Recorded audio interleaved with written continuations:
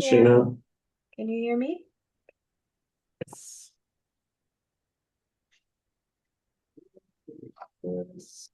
Chris is coming too. Looks like it. Grab my mouse. I always forget it.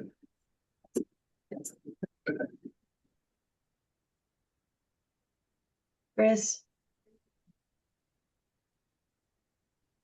Hi. You feeling okay? no, I feel like crud. No, sorry. Figured I'd keep it to myself though. Hmm. Yep, good plan. Angie, is who's there with you in the meeting room? Pam and Josh. Okay. It's quiet today. Oh, here's Audie. Uh, Audie's here. Hi, Audie. Hello. The table today.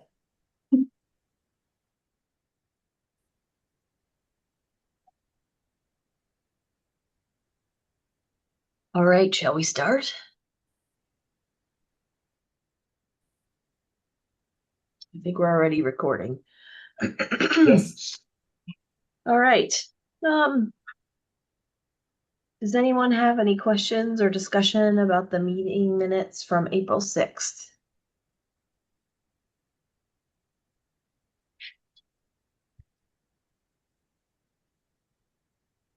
Seeing none? Oh, hi, Eric. Hello, how are you? Hey, good. How are you? Good. All right. I will make a motion to accept the minutes from April 6th as written.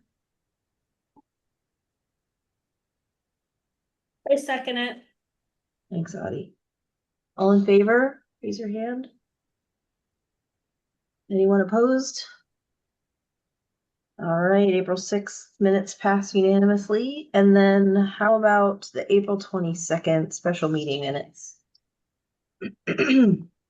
Chris, I noticed you had a comment in there about saying that the paragraph that's talking about the TCC easement implications have an introduction. I added a little header that says, as an easement holder of the parcel east of the CMP corridor, the TCC would need to inspect the land. Mhm. Is that sufficient, or do you Yeah. suggest we make a different change? No, that's fine. I mean, if you read the whole paragraph, you get the gist, but it was just nice.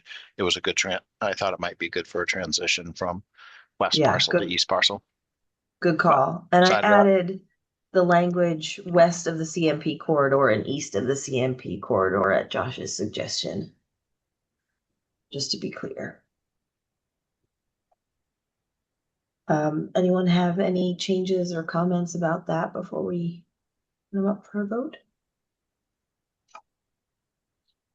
All right, all in favor, or I'll make a motion to accept the special meeting minutes from April 22nd with those changes. I'll second that. Thank you. All in favor, raise your hand so I can see them. Awesome, that passes unanimously as well. Hey, All right. Shayna, Mhm. I think we're leaving the topic of 300 Meadow Cross Road now, right? No, we're going to talk about it next. Oh, okay. So 300 Meadow Cross Road, Joe Martin, the engineer, was talking about maybe coming to this meeting, but decided to join us for the June 1st meeting instead. Um, I'll give you all an update about what Margaret sent to me. So where it stood at our April 22nd meeting, the Lands Committee from BTLT had voted to support BTLT, Brunswick Thompson Land Trust, taking the western parcel west of the CMP corridor at 300 Meadow Cross Road as for ownership and conservation as open space.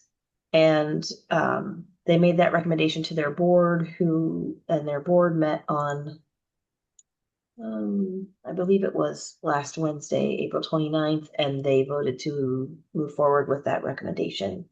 So BTLT is moving forward with, receiving the parcel west of the CMP corridor as an open space, parcel and conserving it with ownership of BTL by BTLT.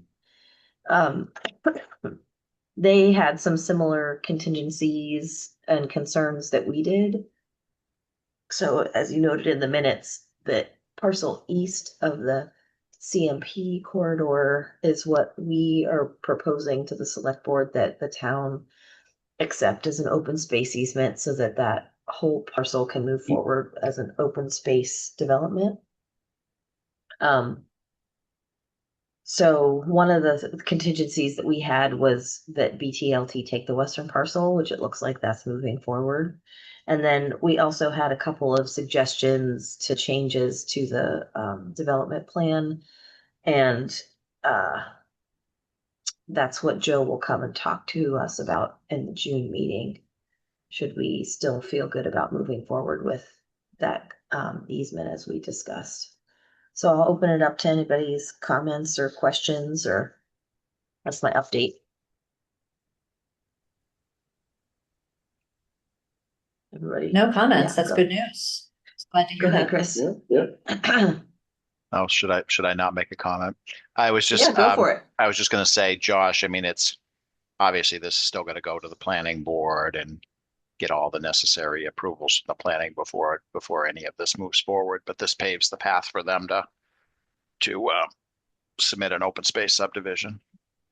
Yeah, it paves the Yes, way for correct. them to submit their preliminary plans to the planning board, right? Correct, and so they can submit to the planning board. Also, the way that it's going to be presented to the select board is very similar in that it's just gonna be a it's gonna be letting the basically letting the select board know that the Conservation Commission intends to recommend accepting it. And so the select board's draft motion basically uses very similar language that based on the recommendation of the Conservation Commission, the select board will intend to accept it contingent on final recommendation of approval by the Conservation Commission. So.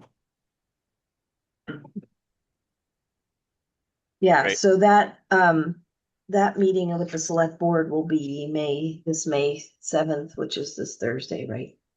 Yeah. Yep. We're on the agenda to basically tell the select board that we intend to recommend that the town accept an open space easement on the property as long as all the things that we are contingent on happen. Josh, preliminary, Joe's gonna meet with us next month. Are they submitting? They're not submitting between now and then, or are they submitting preliminary between now and then?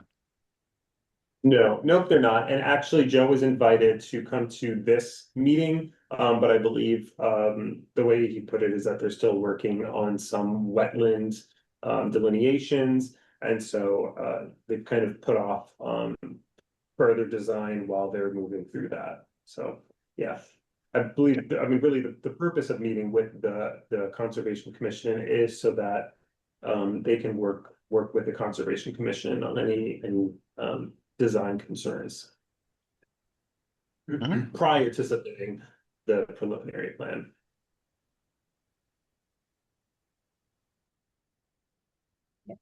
I'm sure it's better for them efficiency wise if their preliminary plan is pretty close to what they think is actually going to happen, right? Yes. Yeah, the preliminary plan is usually is pretty close to what the final plan is. Usually, I mean, between the preliminary plan and the final plan, typically the changes that are made are more responding to engineering concerns, final engineering issues, comments, things like that. Whereas the preliminary plan is really where you're getting a mostly finalized design at that point.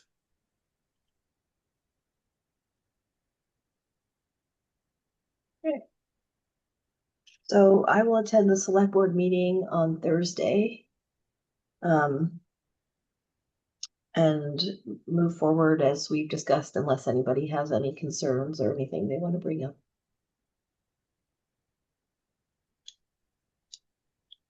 Alrighty, cool. Josh, did you send the select board recommendation letter to everyone or just to me? I just sent it to you. I Maybe you can't send could- it, Maybe you could just send it out to everybody and you can look it over before Thursday and let me know if anybody has any questions. perfect. Great. All right, agenda item 3. Get a town property list and add a date for the Mallet Woods stewardship review. So, one of the things that was brought up in our site walk for 300 Meadow Cross was how often we actually have to go review our town conservation easement properties. I emailed the state, but I haven't gotten any information back. And Josh, I don't know if you know what the requirements are for how often we visit sites. No, I'm not sure about that. I do have some Okay. fun mapping info, but when we get there, just let me know. Great. Okay. So, Who did you email the state? Did you email somebody in Mocha? I emailed somebody. Let me look real quick. There is an easement registry for conservation easements at maine.gov. So I emailed them thinking Wow. that might be a good place to start. So if anybody hears anything about how often those need to be reviewed, because I was suggesting that maybe we just put it on our, like, we'll go to all the properties once a year, once a year, but somebody mentioned that maybe we might have to go within 3 years. So we might have to do 2 in 1 year if that's the case. Because right now we have 3 properties we go to. I know the land trust, they have an easement on property off Cat Ants Road. And I believe the town owns the parcel, but they hold the easement, I think is how it works. And we went and walked on it, didn't we? I think they do that once a year. I don't know if that's BTLT standards, but the easements we hold are our own, right? I mean, they're the town holding an easement. So I don't know. I mean, we could certainly go based on recommendations, but I think it would have to be in our code. I mean, unless there's some rule of thumb that if you I hold a think, conservation easement in the state on a property, you have to inspect it this frequently. yeah, that's So, what I'm trying to figure out. yeah. Um, I know that it is not yearly because otherwise, I don't believe that you're mandated to go yearly. I think that's like best practice. Um, AI says through the Maine legislature, it's every 3 years. Mm. okay, so it is every 3 years. So if we do end up having this number 4 easement, we'll have to double up. Title 33477-A. 33477-A. Conservation easement standards. Okay. Thank you, Audie. I wasn't sure what to even look for, so I appreciate you checking that out.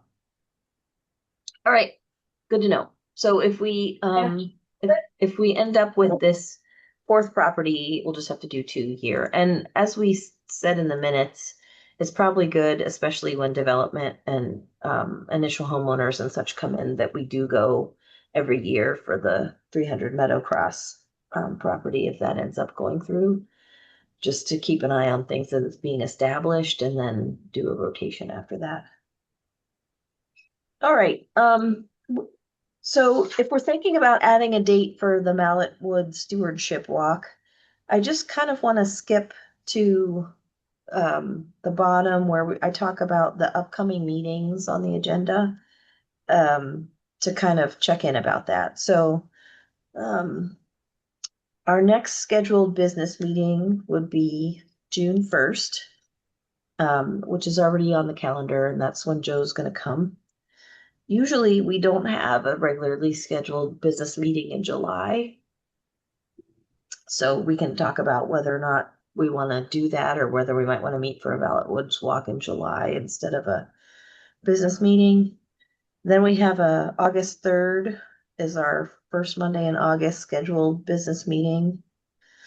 Then on August 25th, we're going to have the native plant talk at the town office. Andrew Tufts is going to come from Maine Audubon, and we're going to have that instead of our September business meeting because that falls on Labor Day this year. And then October 5th would be our next scheduled business meeting after that. So I just wanted to check in about how people were feeling about a July business meeting and whether or not we might want to use sometime in late June or August to go to Mallet Woods in lieu of a July business meeting. On the first Monday in July is the 6th. I mean, I would suggest that or propose that we don't have a business meeting in July, but that we consider doing a site walk of Mallet Woods if that's the one that's next on the list. I don't know how July 6th works for people, but trying to find a date might be difficult, but we could throw some about, but I'm not making a motion. I'm just throwing it out there for consideration. Yeah. That would be my preference also.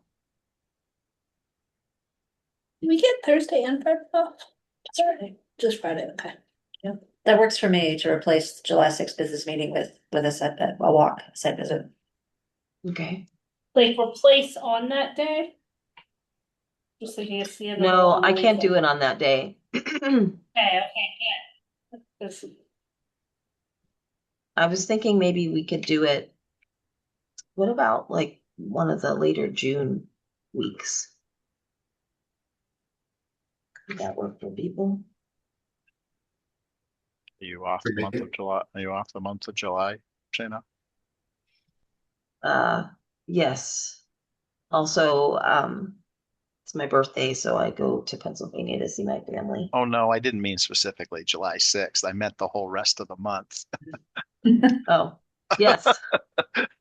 You can have your birthday off from meetings. I don't mean that, but I was just, Friday off. It's on the third. Yeah, that's where I was getting confused. Yeah. This is on the weekend. It's getting confused over here. The last full week of June, I'm not available, but I could do like the week of the 29th. June 29th. Or someone else could just take notes as well. No, I'm But not, if it's a site visit, I guess I want to be there. I'm not sure. I have to be there. But I will be out from June 27th to July 4th. Nice. how about July 13th? Does that work? My preference would maybe be the July 20th week. What are people looking like that week?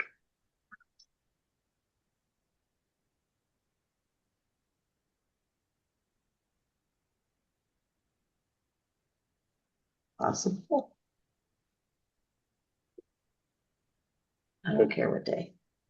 Problem here. That week is good. Yeah, Yeah. that week is good for me. Can we just do it Monday? So it's like Sure. a regular thing it's Mondays. I usually at least once a month block out. Okay. So we'll say 7:20. Mallet Woods, and we'll meet at 5:30.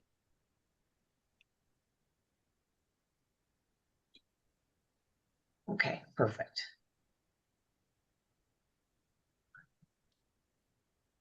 All right. Before that, that's a ways in the future, but before that, I will send you the copy of our last stewardship walk report there, so you all can see it.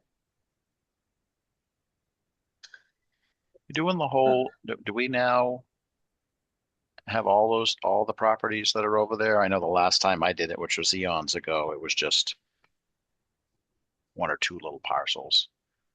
We have, because there's like four, at least I think four different parcels there to look at. I mean, they're all pretty small, so it won't take long, but Yeah. A couple of them are just along the road, so we usually walk up the road and then end on the larger piece, which is at the end of that development section. Josh, I don't, last we walked out there was one section left that they were going to need to transfer to us as the town. And I don't know if that actually occurred.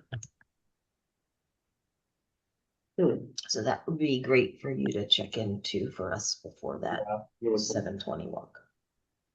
Sounds good. Great. And the last time we were there, the developer did meet us and walk around with us. So we could offer it, but I don't think we need it. And actually, the developer this time might be different than last time. I assume last time it was Dan Catlin. Mm-hmm. Yeah, for this section, it would be Jeremy Worth, but I can check in with him. Okay. do we have and we don't need it immediately, but 2+ months out, do we have a site plan of the properties? I remember looking at it 10 Yeah. years ago or Yeah. more, but just refamiliarize myself with it. Yeah. And I'll bring our signs in case we need to put up another sign. Sometimes they disappear.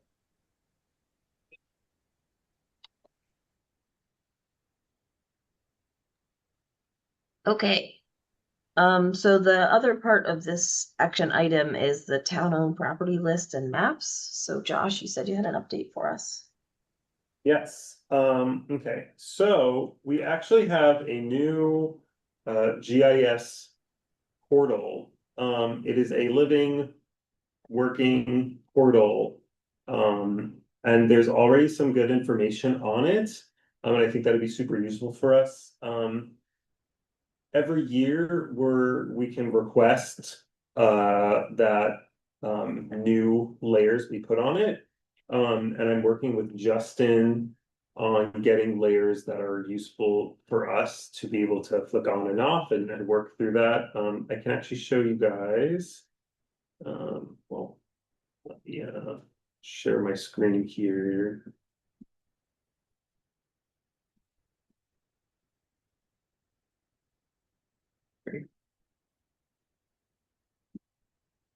Can you guys see my screen? I mean, it's just Zoom right now, but Not yet.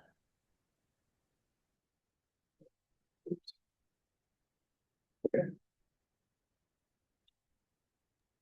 We can see the town logo now. Yep. Thanks, Josh. So it's Access GIS, and I'll send you guys the link for this.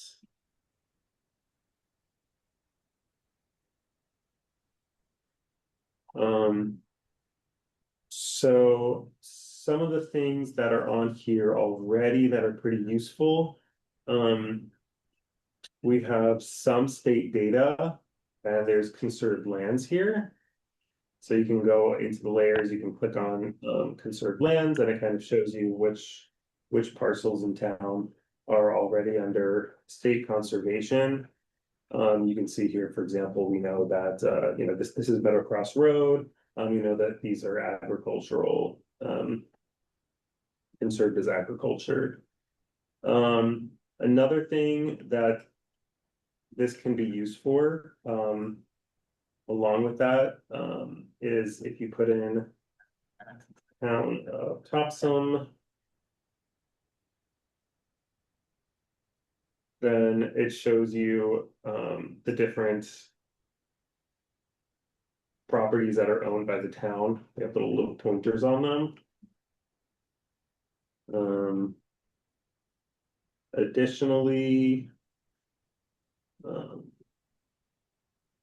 you could also look at Brunswick, Topsham, Land Trusts.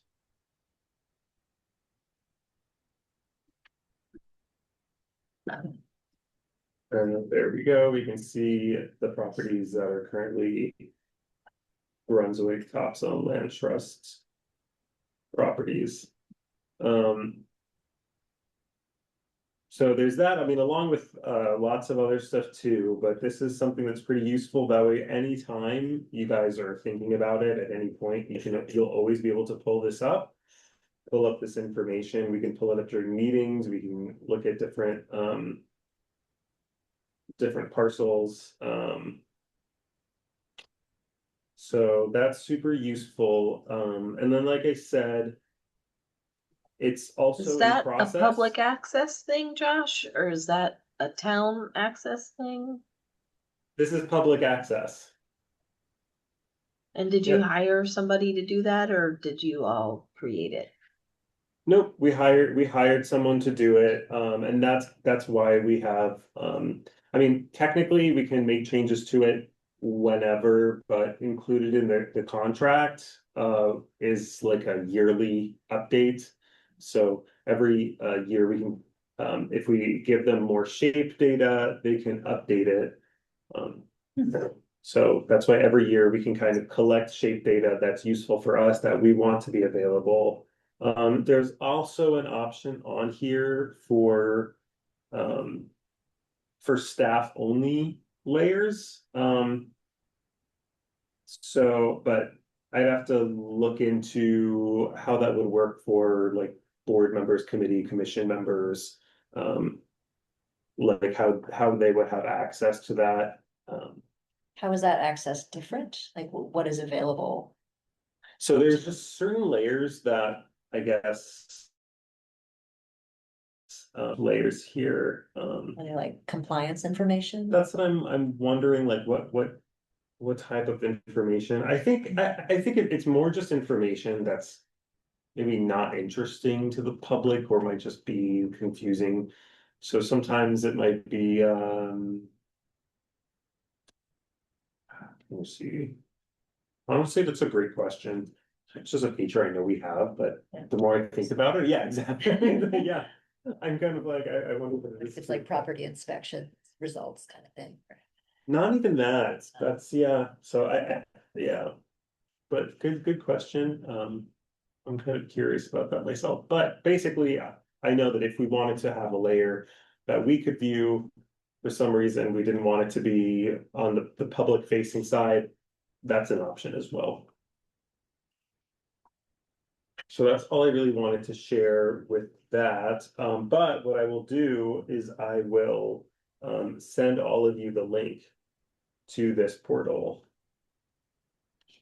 Would there be value in adding layers created by the Bowdoin students to the non-publicly accessible site so that we could discuss it here? Good. That's a great thought. Because they provided the shape data. Basically, if Right. we would like to see the shape data added on, that's absolutely something that we can do. Yeah. At the very least, after we make some updated maps for the natural areas plans, we probably want to have those. Like this might be a place we could add draft layers maybe for people to look at or something. Yes, and you know, when we get to the grant application, I was thinking like that would be something that, you know, we'll probably want as a deliverable from the whoever does GIS for us would be final layer information that we could add to the town's GIS platform. Yes.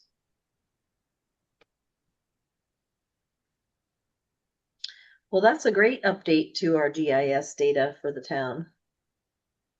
Yep.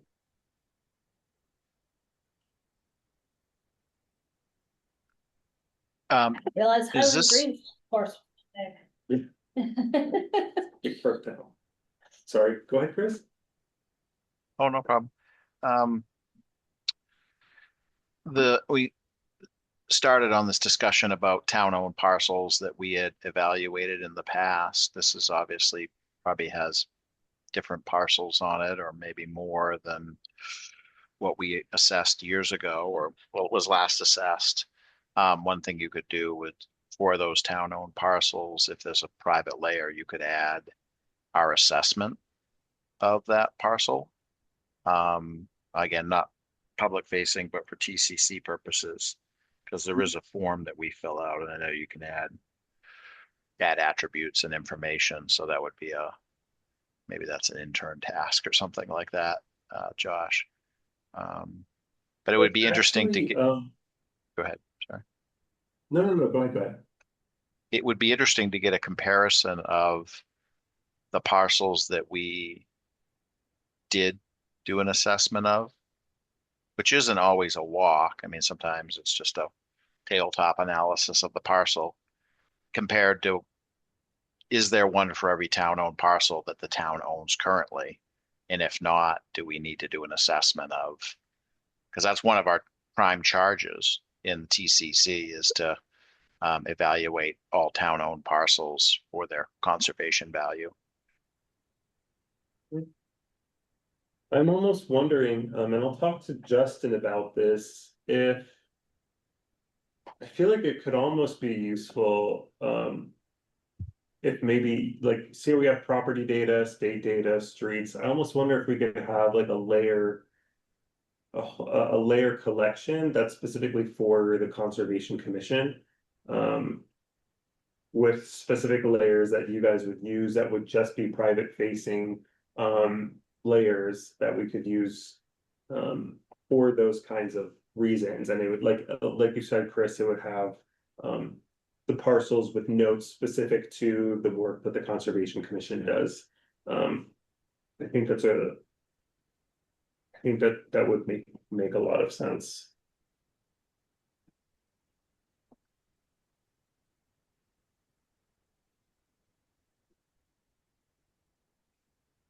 So another, and another part of that then is knowing that, if you guys have specific layers that you would like to see available, let me know. Because I'll have a list and I can work with Justin to see what line work we have and if we can make that available for you guys. Would this be next year in their next annual update? Or are you still in the process of finalizing this first round? I believe it would be sometime this year, and I think that this year's update is this summer. I'll double check with Justin on when that. Hopefully it's later in the summer than like earlier in the summer, because that might give us some time to make some sooner adjustments, but I'll figure out what time of year that is. Okay, thank you. Mm-hmm.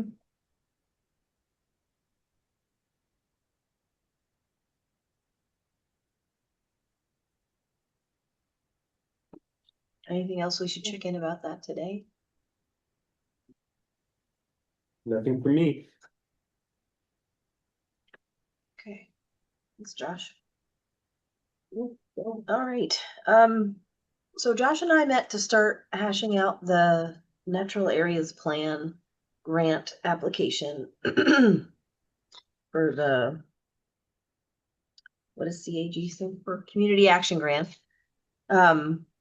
And I believe that Josh emailed us all sort of the draft materials from that. Yes, we all have a copy here of the Oh, great. Yep, that and both of the things that I sent.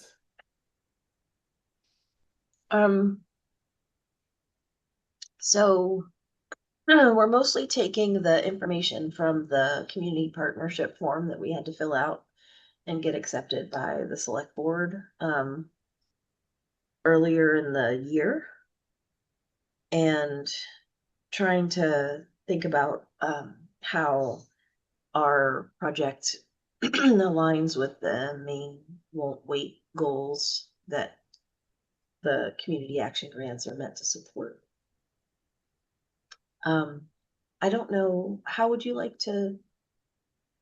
I wanted to give you all a chance to review the materials and think about it. We're gonna keep working on it, but our goal is to have our application done by June 1st. Bring it to you at the June 1st meeting for last looks because it's due, I believe, on the 4th. So we would expect that at our next meeting, we would have it completed and you would have eyes on it to make any suggestions of changes before we submit it. So I didn't know if you wanted to just have a chance to read it over on your own, or if you looked it over and had questions or had suggestions for us whenever we were filling it out.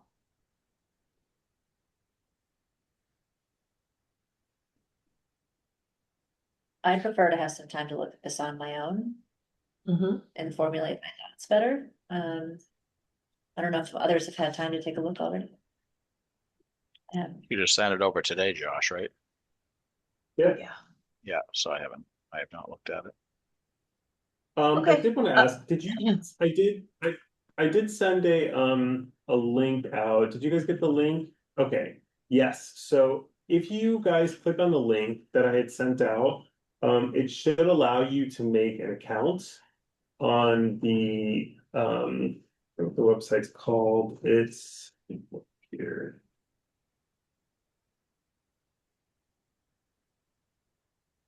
It's called Yeah, the Maine submittable.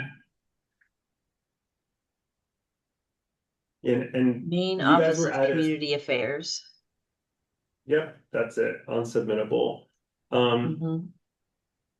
And you've all been added as collaborators, so you're able to go into the form and edit it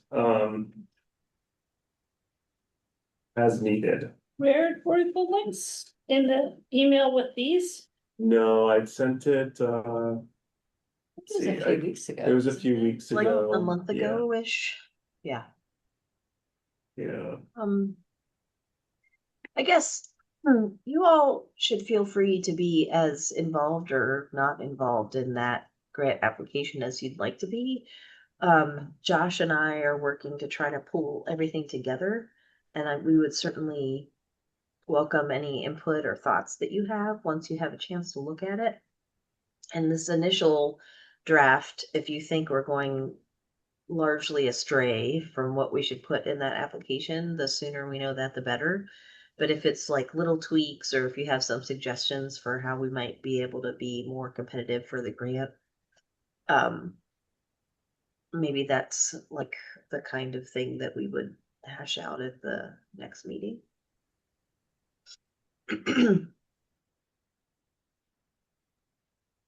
We all already. Can you resend that link, Josh? I just looked quickly and I see the one you sent at around 5 today, but the one that was sent out previously, maybe you sent it, Shayna, but I can't seem to find it. So if you could, so we have something. So if I want to edit it, I can just do that rather than. And actually, I think when you look for it, the email, I don't believe the email would have come from me. I believe it would have come directly from. It would be notifications at emailsubmittable.com or something like that. And I just want people to be very careful that you don't delete things from that application that we have saved, because that would be sad. Submittable, is that what it is? Yeah. Yep, submittable. But I don't know if you all have the ability to put comments on a PDF that Josh sent. Cause it said your name invited you. Oh, perfect. So it did. Or it's a very specialized phishing attack and we're all going to get it.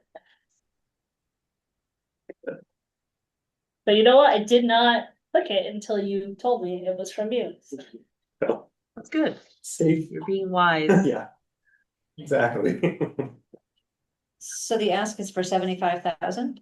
Yes, yep. Okay, so that would cover the budget that was requested, essentially, what we think would be required for this task. Yep. So that would be Yeah, wonderful. And if you look We at the figured back, we would- that's kind of. Sorry, go ahead, Shane. I was just saying that we figured we might as well ask for the full amount. Yeah.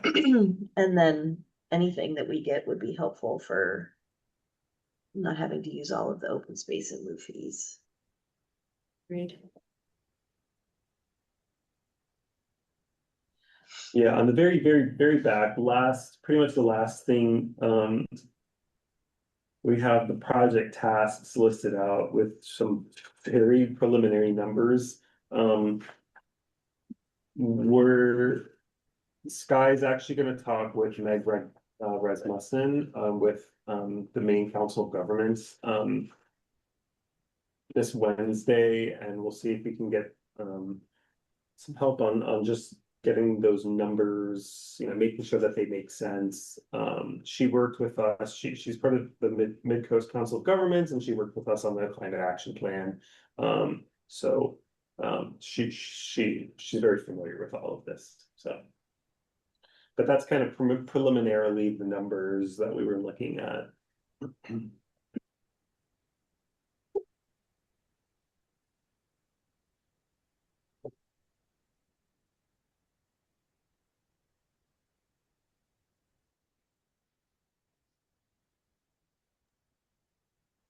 Yeah, you're having lunch and learn, oh, it's already gone, already over. That would have been.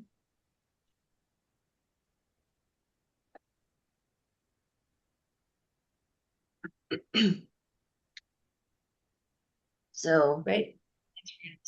in addition to, and I also just wanted to let you know that we were sort of starting to flesh out the timeline. Hold on. Yeah, Apologies. they're having one, next Monday, they're having a lunch and learn on building wildfire resilient communities. That's interesting. Yeah. So this is under GoPIF then, that's who is administers this community resilience partnership grant? Is it? Yes, it is. Okay. No, not GoPIF, did I say GoPIF? Yes. I meant to say MoCA. Sorry, too many. I thought it was It's been a day. It's, Maine Office of Community Affairs, MoCA. Yeah.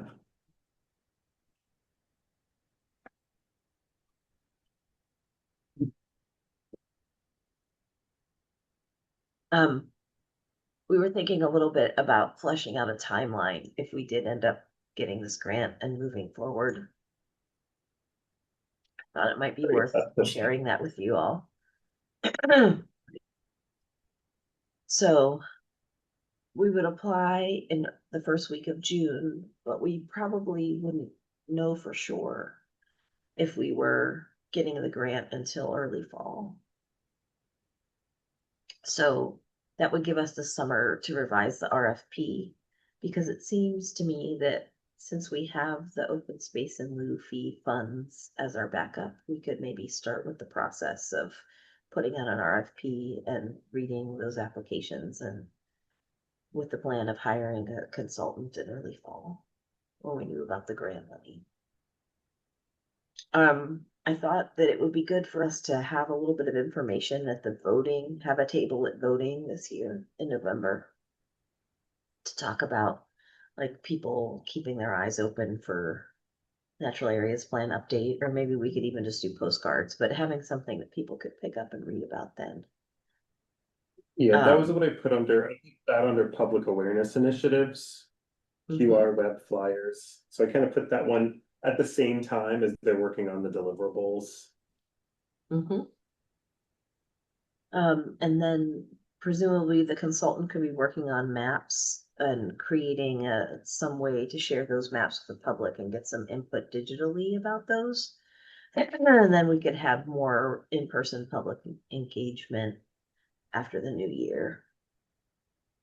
And then in the summer for like town meeting time we were thinking a good time to have some input on implementation strategies and have people give us some feedback at town meeting about um, our matrices and like how we're potentially re-ranking natural areas and thinking about other strategies we could use for conserving them.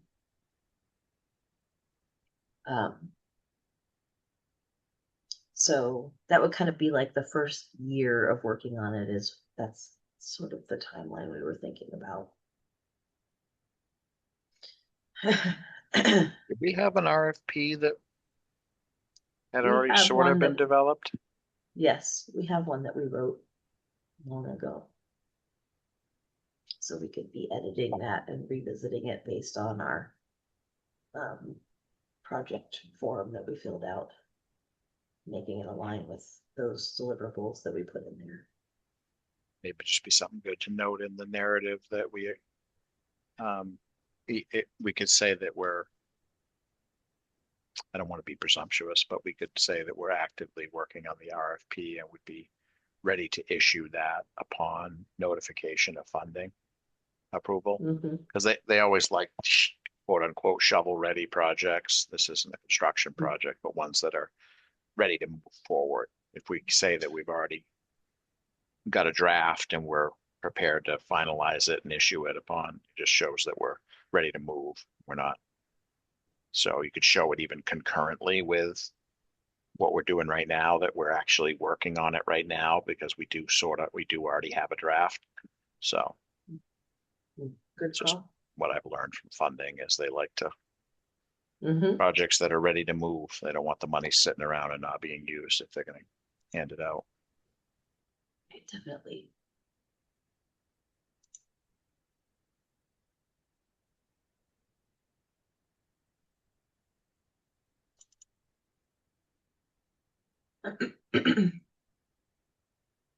Any other thoughts about that grant process or what we're thinking about moving forward with the project?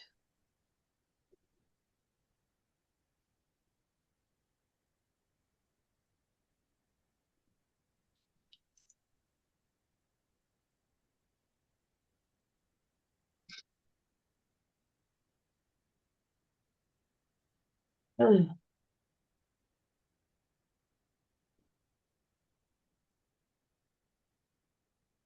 All right. Well, the last thing that the last time we were looking at the natural areas plan, we went through the maps from the Bowdoin students and we were thinking a bit about visioning and goals, and then that kind of got put on hold. So, I thought maybe we could take a little bit of time to put the vision and goals up from the original natural areas plan and think a little bit about, of those 7, which ones do we want to keep and what might we like to add? Josh, do you have that handy or shall I share my screen? Let me see, I might.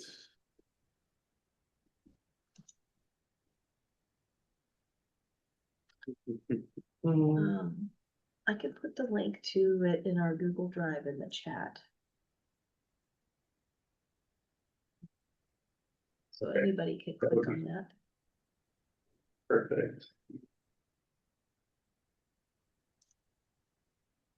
Go ahead and share my screen.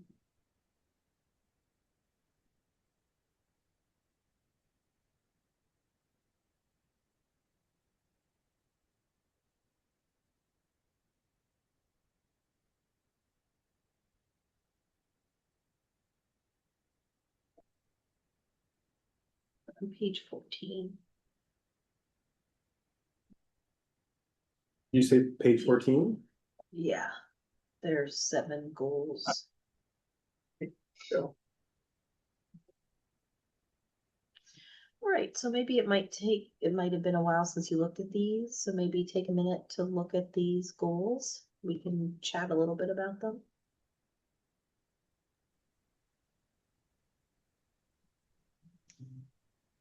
Shana, did you want me to read each one? I know your voice is a little.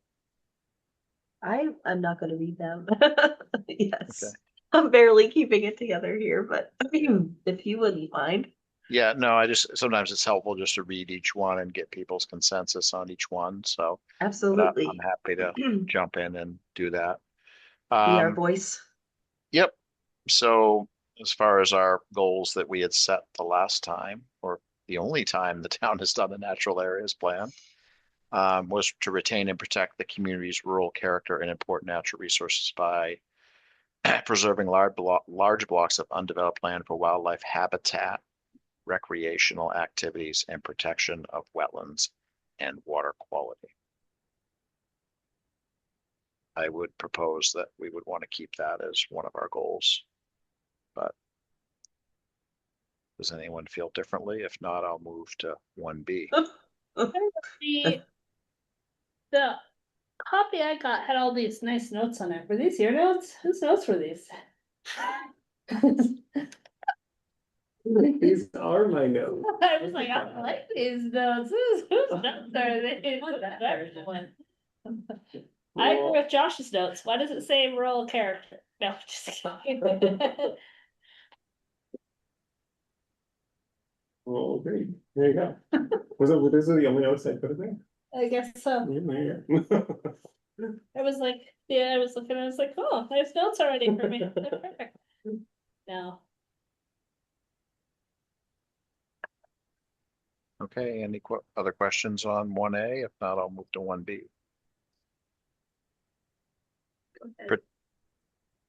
Protecting the community's high-value natural resources for development or activities that diminish their natural resource values.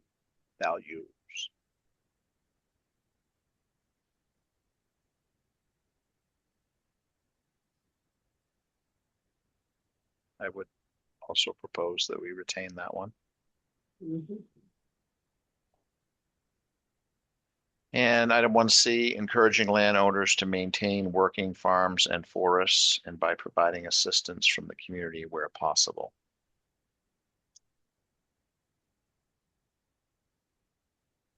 That I'll comment on that one. I think it's Yes. go ahead. It's weird, it's weirdly worded. Yeah, we struggled with that one when we wrote this 15 years ago, trying to come up with, I remember this one specifically. And the goal, we spent a lot of time talking about how do you, when you're dealing with, private landowners in town, obviously we have conservation land, the town owns land, the state owns land, but when you have private landowners, how do you convince them to keep their land? People might want to develop their land. It's a nest egg or what have you. So we talked about, what can we do as the town to encourage people to keep their land undeveloped. And one example I think we used at the town is Pownell. The town of Pownell used to keep tax rates very, very low on undeveloped land. And I don't know if that was townwide. And for at least some time, I'm sure that's changed now, that did keep Pownell undeveloped because people didn't have to pay high taxes on their property and they could keep it as either working farms or forest or just undeveloped land. So I think that's maybe what we were trying to aim at, Audie, but I'm not sure we hit the mark. So Is that, would that If be the different and by than is a typo. oh yeah. I think Yeah. it's part of the it's as if it continues from the number 1, as if it's continuing the sentence. And important natural resources by encouraging landowners to maintain working farms and forests and by providing assistance. I gotcha. That's But how, I- that's an, yeah. I was only ready with that because I had the exact same thought and I had to make sense of it, but yeah. Oh, Well, I think it's, how do you, I mean, you could come up with probably a bunch more things here that we might want to add to the goal, but it was, how do we keep land undeveloped, especially in areas that have important natural resources? Mhm. So that was one thing we had come up with. I don't know. I mean, obviously there's a tree growth tax law in Maine, not Yes. not Topsham, that's Maine. There's also, I think there's tax breaks for open space and tax breaks for potentially farming too, that the state, I don't know, Yes. but Agricultural lands. yeah, and I'm not sure if, I know the tree farm law existed back then. I'm not sure about the other ones if it existed 15 years ago, but nevertheless, what could the town do? I don't think there's anything that we have in place that would encourage them unless, we purchased a conservation easement on a piece of property with our open space and lieu funds or some funds from the town so that they could continue to use the property and not develop it. That would be one vehicle, I think, where the town could provide assistance to them. So that was what our thoughts were 15 years ago, or whenever it was we did this, 10 years ago, 15 years ago.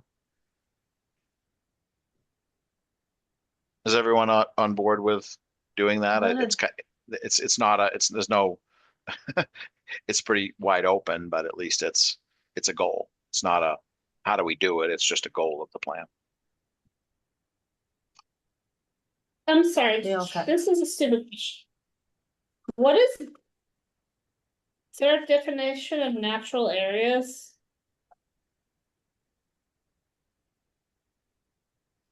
Excuse me? Is there a definition of what, like, the natural areas plan? But like, to me, this is like, so I was wondering, what do we consider natural areas? Because this is like natural resource, but also rural character and open space and farm fields and working forests. And so like, what is natural areas? Just because like a farm field isn't a natural area to me, but like, I think I just don't understand what you consider Right. natural. It's probably a planning thing. I mean, I was gonna say on that note, I've kind of wondered if a definitions section, and maybe, I don't know if I'm just too far in the rabbit hole of code and government. But in some ways, I do feel like having certain terms like have a definition might be helpful. Like you could read I like think, protected.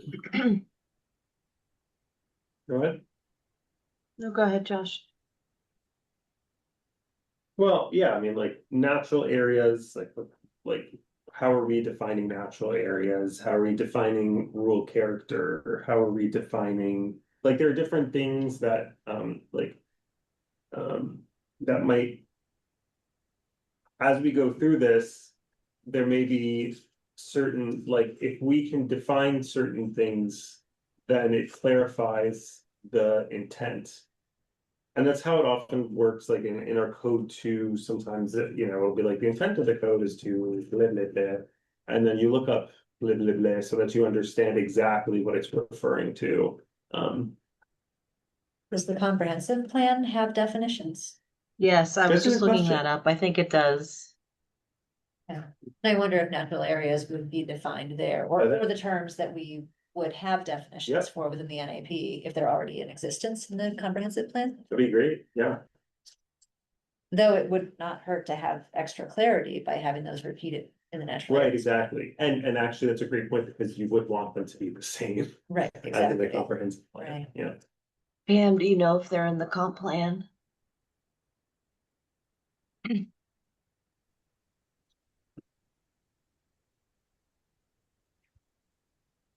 Is she still there? Yes, I'm here. Okay. I'm looking to see if there's anything in off the top of my head. If there's anything in it. Yes.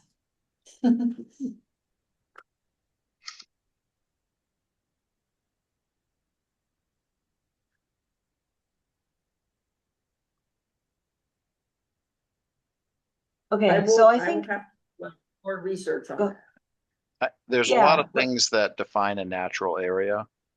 yes. Um, And I think and we wanted originally to keep it a bit open so that we wouldn't limit, the natural areas plan natural areas can mean different things to different people. That's why we did the matrix to get community input. So I think the goal was partially to leave it a bit broad, but if there were definitions for natural areas and rural character and such in the comp plan, we should probably refer to that or use the same ones.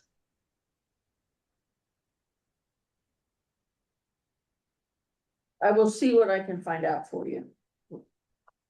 Thank you. Yep. But in the interest of this discussion about goals, maybe we could keep going. Chris? Yes. once Josh reshares his, Sorry. thank you, Josh. That's okay. So back to Audie's comment about working farms and forests. I can see your point, Audie, about what's a working farm isn't particularly necessarily a natural area, right? It's a farm. But it could also mean organic farms or things where, there's a mix of different activities going on that could be considered um, an important mix in a community such as Topsham. So And I I think, do think open space somewhat was in the original plan, right? and remember, the goal is protect communities' rural character and important natural resources. So if you look at it as rural character, having farms certainly fits that bill, even if farms may not be a per se natural resource. So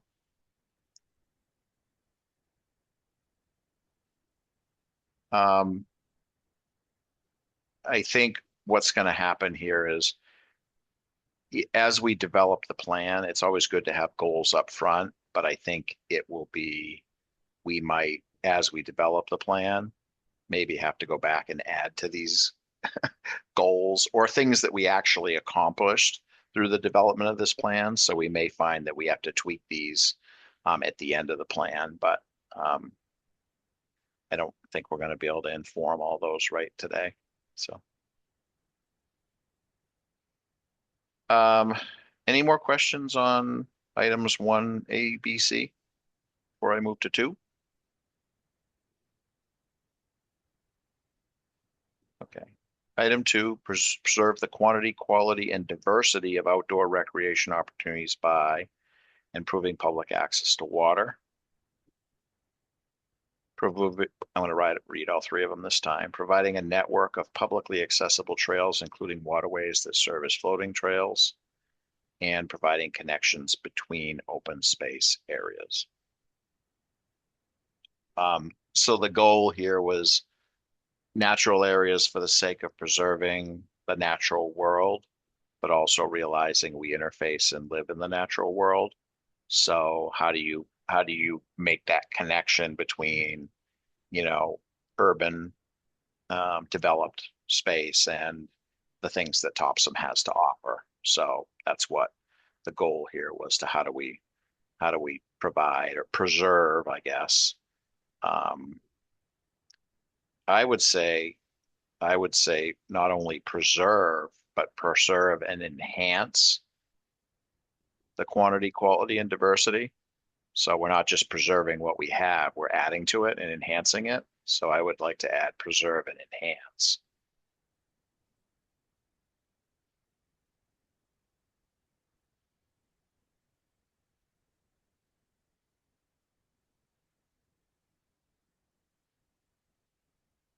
So again, a goal of the plan. And certainly we can look at, I think as a TCC, we would look at all of these things as we look at opportunities that present themselves to us, looking at town-owned parcels and how those we do that all the time, how those connect to existing parcels and whatnot. So any questions or changes on item 2?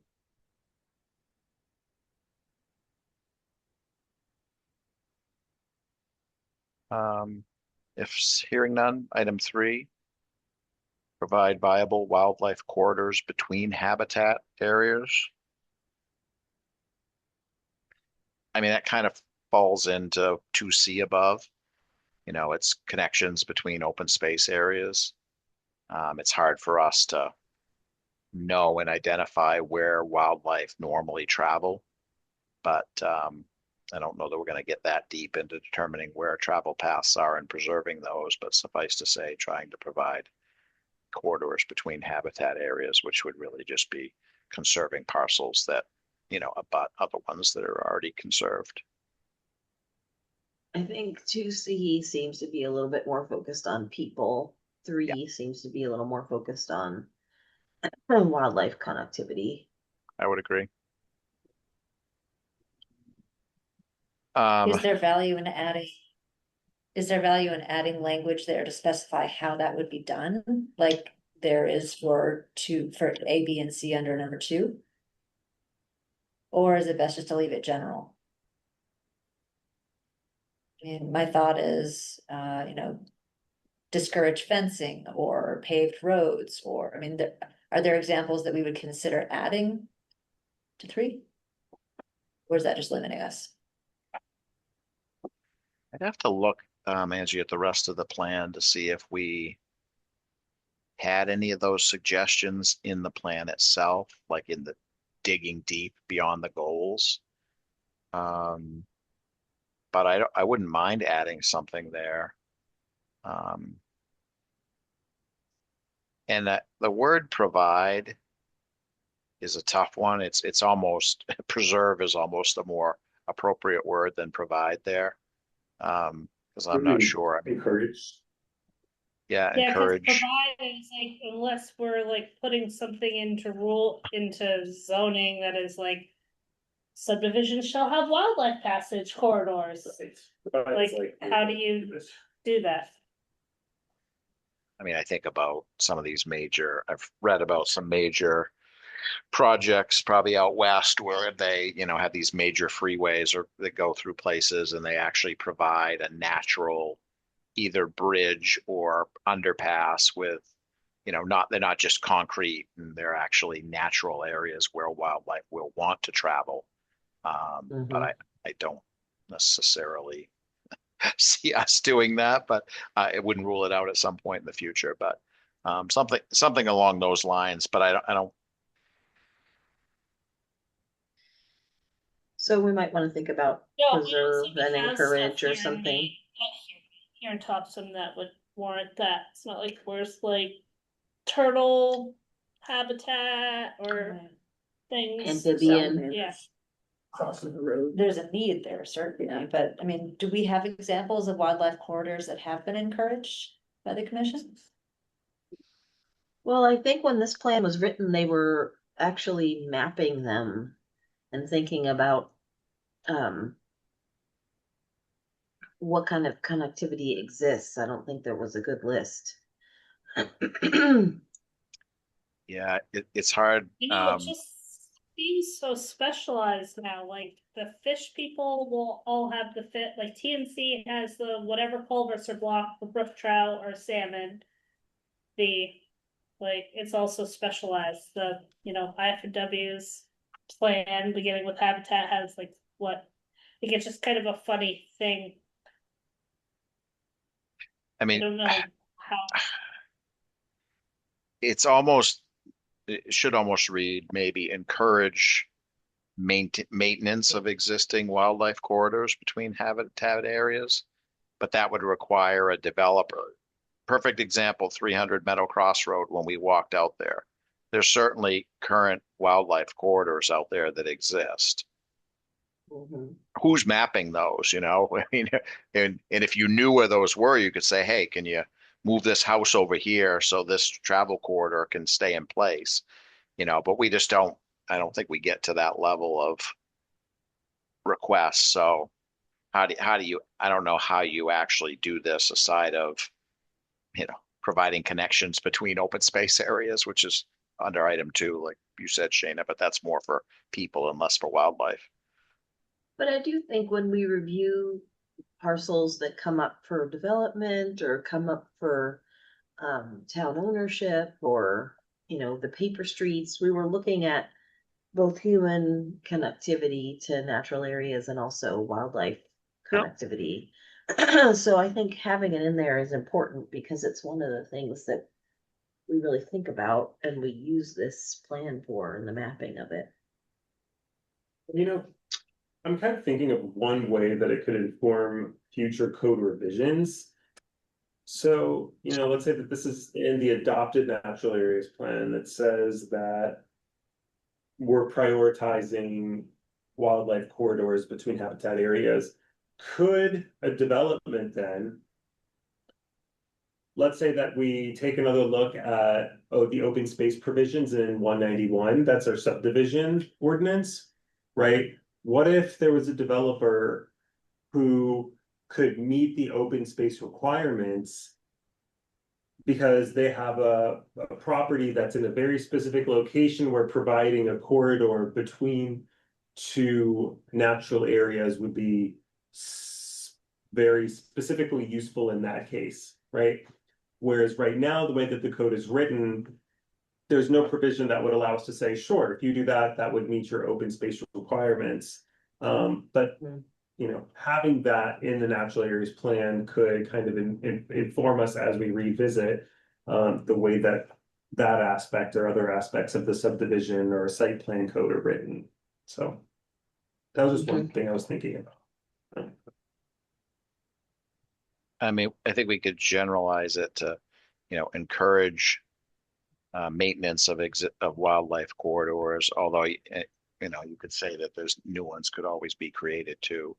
Maintenance and development of wildlife corridors between habitat areas versus provide, it could be more encourage.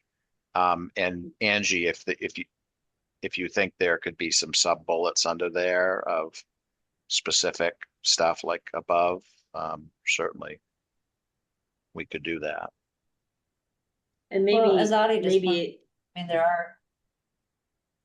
there are specific methods for different types of wildlife, so, I mean, maybe calling them out, Right. we would, to be exhaustive, we'd have to have a pretty long list, so maybe there's no sense in Yeah. starting.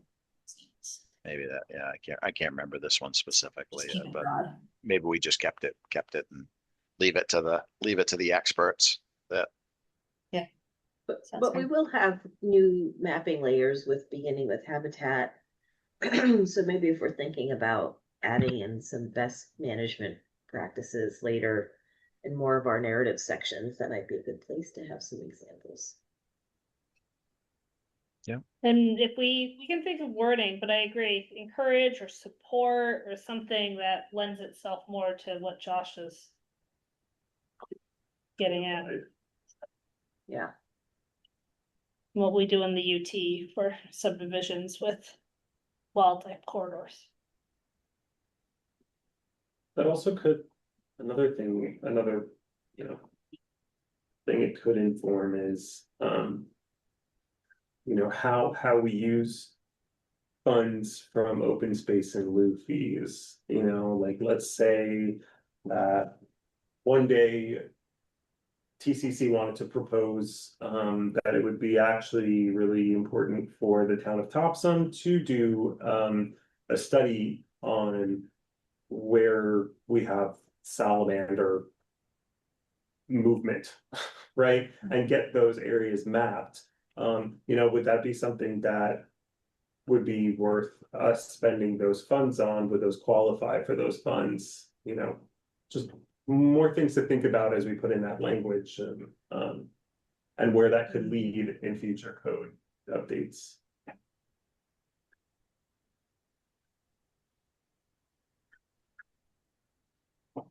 Thanks, Chris. You want to move on to We'll 4? move on to item 4. institute conservation planning practices and processes that build trust and relationships within the community.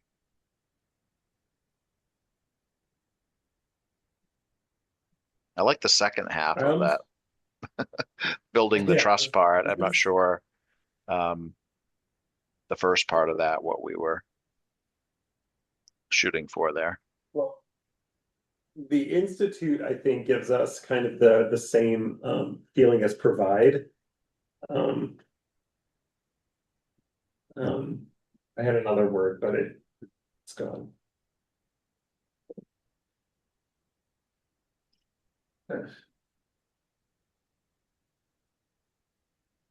Yeah, We recommend or support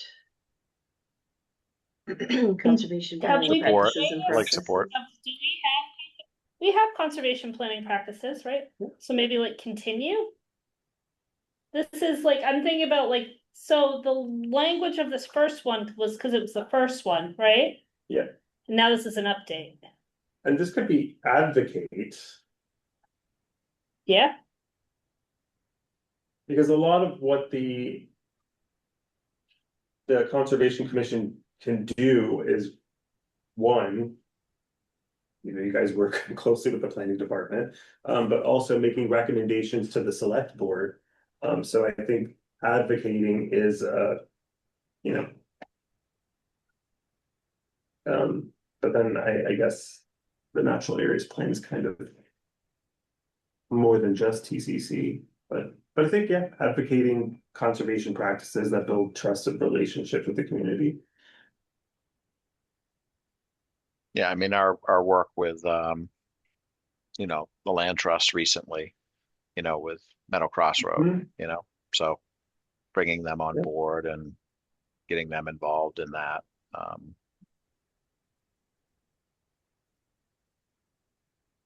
Okay. And then, of course, when you had that meeting, you know, it was open to the public. And all the meetings are open to the public. And in fact, during the meeting on the 22nd, we did have a member from the public join us, and she did give feedback. So, you know, that goes Yep. into building trust and relationships with the community. Yeah. Yep. Okay. All right. Josh, do you want to scroll down? I can only see item 4 is the last one I could see. Oh, looks like we might actually get through these tonight, hopefully. 5, continue to Looking increase. good. Yeah, continue to increase the information and knowledge about the natural resources, ecological systems, and uses of land within Topsom, and improve the dissemination and availability of that information to its citizens.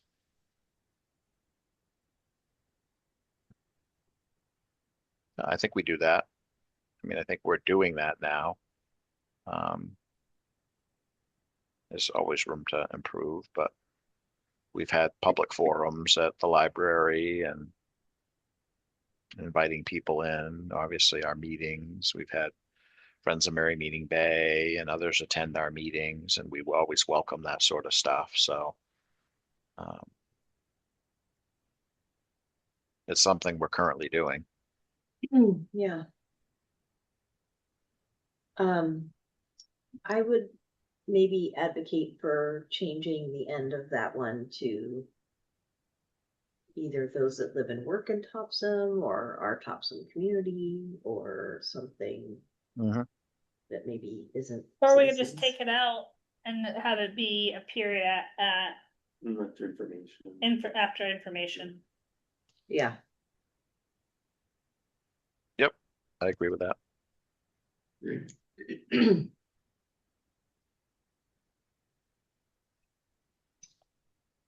Any other Carry comments on 5? All right. The boss has told me to move on to 6, so I'm moving on. All right, item 6. Endeavor to implement a regional approach to natural areas planning by collaborating with adjoining towns and communities, as well as regional public, private, and nonprofit entities with similar interests.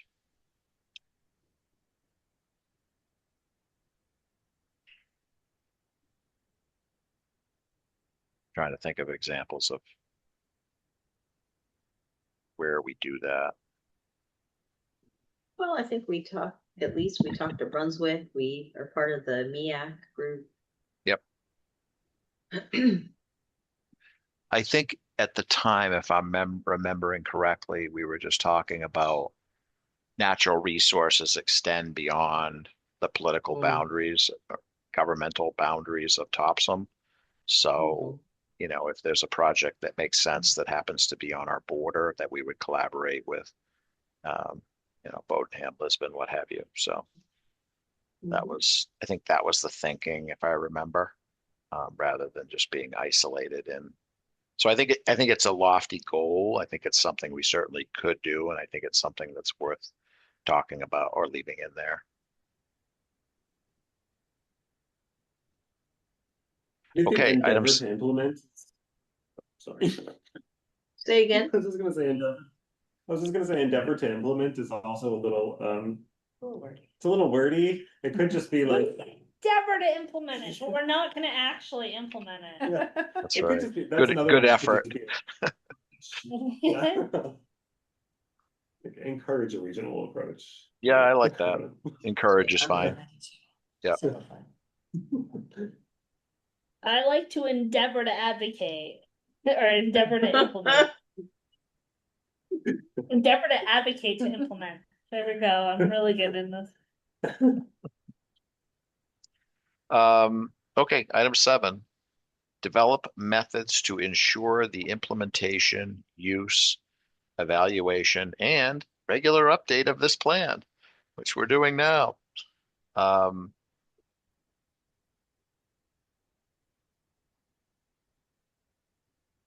You could probably get rid of the word evaluation and just say implementation, use, and regular update. But if you wanted to get rid of a word, but it's okay as is. Yeah. How are implementation and use different here?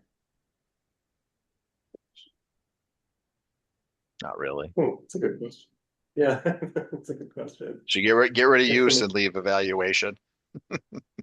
Implementation, evaluation, and regular update. Because like the planning board might use our natural areas plan to like take something into consideration, and then therefore it would be the implementation of it is if they made a plan, if they made a change that was from this. Like using it as a reference. Yeah. Yeah, I can see that. We did use it recently when we were looking at 300 Meadow Cross Road to see that it was within our focus area. So I guess you could. Boy, whoever wrote this, which wasn't me, thought of all possible things. So, yep. I guess that's Evaluation, because that's what we're doing right now. We're evaluating and we're gonna update it, so. Because there's no comma, it's not evaluation, comma, it's evaluation and regular update of this plan, so they're saying you're gonna evaluate and update it. Semantics. Yep. Yeah. So that's all 7. I don't know if anyone at 6:55 has any other goals to add, or if we want to, as we go through the plan, we can think about ones we might want to add. Does anything come to mind after reading those 7 that you're like, we should think about adding? I mean, climate resiliency jumps out to me as something that wasn't really addressed. Scroll up to the one. No, scroll up. Retain and protect. I mean, you could add a bullet about climate stuff under item 1, which I did think of that as we were going through, Shayna. So did Josh. Did Josh have a comment we didn't see, or notes we don't see? Audie has his notes. I just see like. She's got look into my brain right there. I mean, you could have something like considering the impact of climate change, and Extreme weather. and resiliency measures. Just blah, blah, blah, something related to that is protecting our rural character and natural resources. I don't, Mhm. you could weave something in there related to climate change in item 1, I think. Do you want to say climate change or do we I like his climate resiliency. I'm only thinking about it as in what is safe words that let us put it in it, but also doesn't flag anything and say Topsham approved this natural areas plan with this word in it and they're not gonna get any money. Wouldn't use change. Resiliency might fly, but climate change is. No, that's what I just said. I said, Yeah. I like climate resiliency. I don't like climate. I mean, I Okay. personally really like climate change as the word, Chris, but I was just thinking. I know exactly where you're coming from. So We'll have to any, do some wordsmithing, but I think, is anybody opposed to us adding in something about No, you could climate? say, look to improve the resiliency of our natural resources to, then you're going to say climate change. So we'll work something in there. But Yeah. Well, we did just adopt our climate action plan, so we could refer to that. consistent with Even. the climate action plan or something. Yeah, yeah. Yep. All right. I'm Okay. tapping out. I did my part. All right, thank you. Thanks for looking over those goals and thinking about them. I think as we embark on our update, reviewing the original goals and thinking about if there are any that we want to add or change is really valuable, and I appreciate all of your input on that. I'm going to move on and wrap up our meeting unless anybody has something else they'd like to add. No, but could folks stay on afterwards for a few minutes? I want to talk about my continuation or not of term Yes. work. All right. I think I would like to make a motion to vote to set up our meeting changes, which include no July 6th business meeting, as we discussed earlier in the meeting. Everybody okay with that motion? Second. Great. All in favor of the changes we proposed earlier being in effect? Awesome. Unanimously passed. Anybody have any public comment or questions that we should get to? Okay. Awesome. Upcoming meetings information at the bottom we already talked about, so I think we have covered our agenda. So Angie, I think I'll make a motion to end our meeting and then we can stop the recording and chat for a few minutes at the end. Does that sound good? Yeah. All right, I make a motion that we adjourn. The second it. Awesome. All in favor? All right, meeting adjourned, 6:59 p.m. Gotta wait for Josh, will you turn Josh off to end the our? recording.